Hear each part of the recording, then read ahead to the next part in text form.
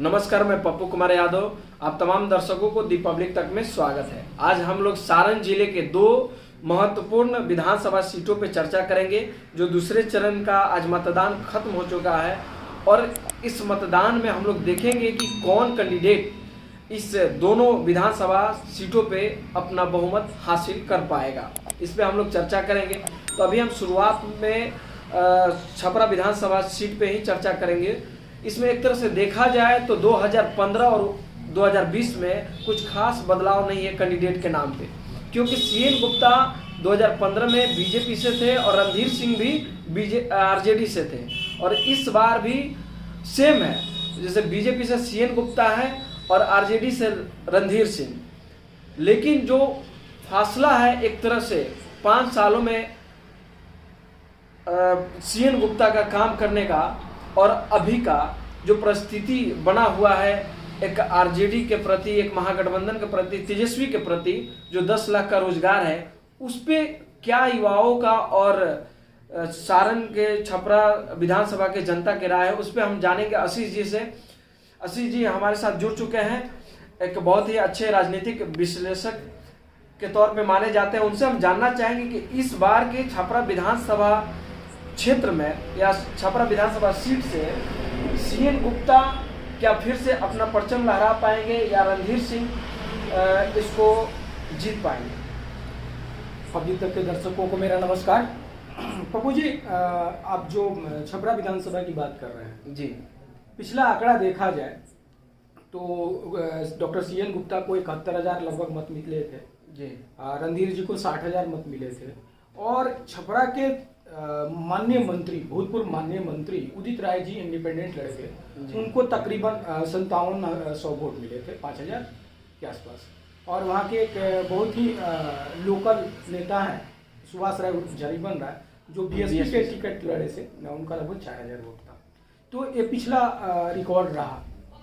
जैसे कि आपने कहा कि इस चुनाव में 2015 में और 2020 में राजनीतिक स्तर पर देखा जाए तो दोनों पार्टियां सेम कैंडिडेट पे दावा आजमा रही हैं। तो कैंडिडेट के छवि से बहुत ज़्यादा फर्क नहीं पड़ता है।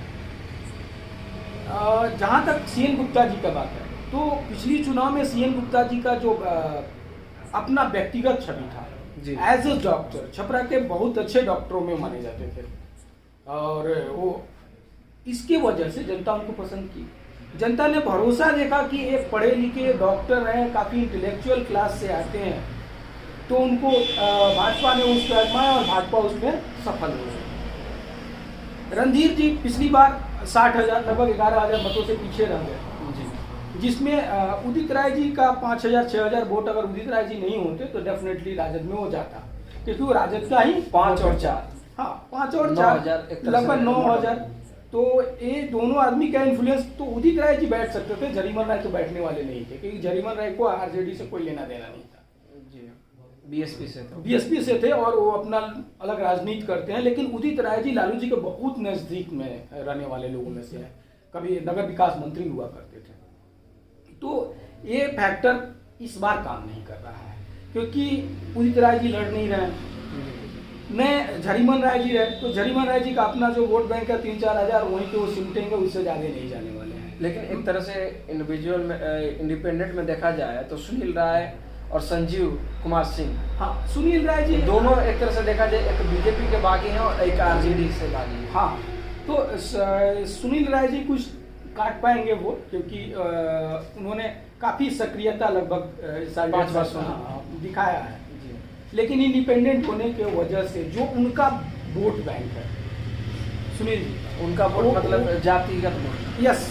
अगर बिहार में आप राजनीति पे बात करते हैं तो जाति को हटा के आप बात करें तो यूँ समझिए कि बेईमानी है। ये सच है कि बिहार में आज भी जाति बहुत बड़ा फैक्टर। तो ये जो यादव हैं, इन पर बहुत कम भरोसा कर पाएंगे, क्योंकि जब इनकी बात आती है तो यादव चाहता है इनको वोट देना, लेकिन वो दे नहीं पाता है कि फिर सरकार नहीं बन पाएगी। तो इसलिए बहुत ज़्यादा कारगर नहीं साबित हो पा रहे हैं, और मुझे नहीं लगता है कि ये जीत के नज़दीक जा पाएंगे।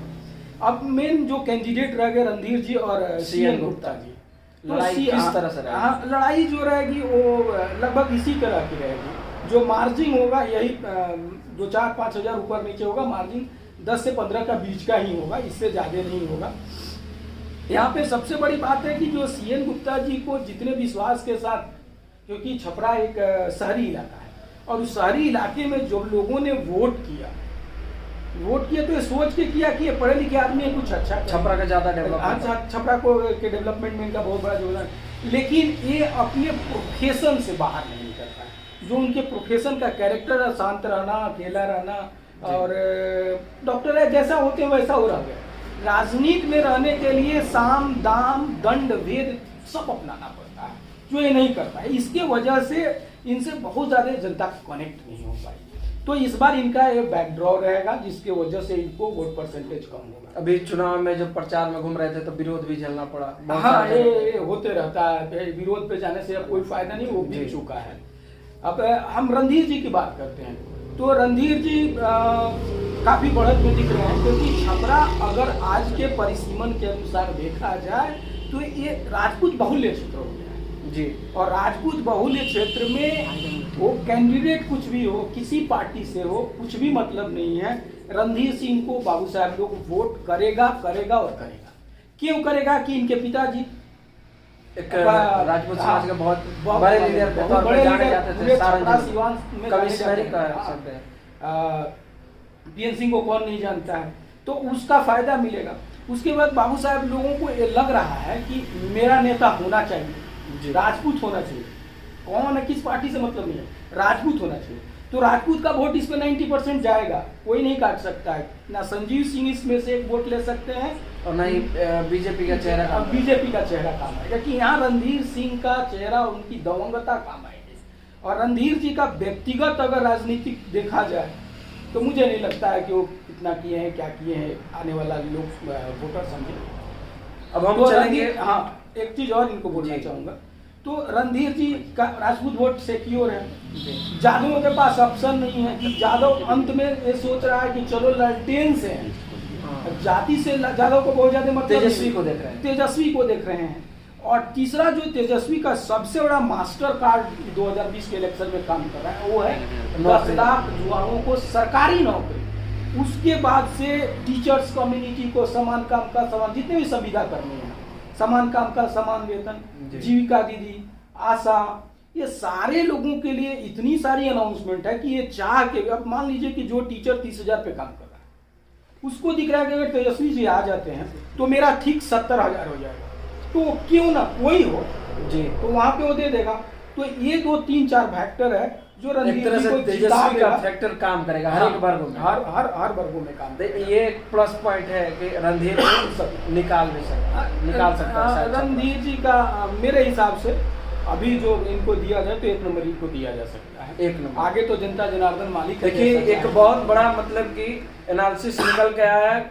आशीष जी बताएं कि छपरा से एक तरह से देखा जाए तो रणधीर सिंह बढ़त बढ़ाते नजर आ रहे हैं और आरजेडी को छपरा विधानसभा सीट से फायदा मिल सकता है।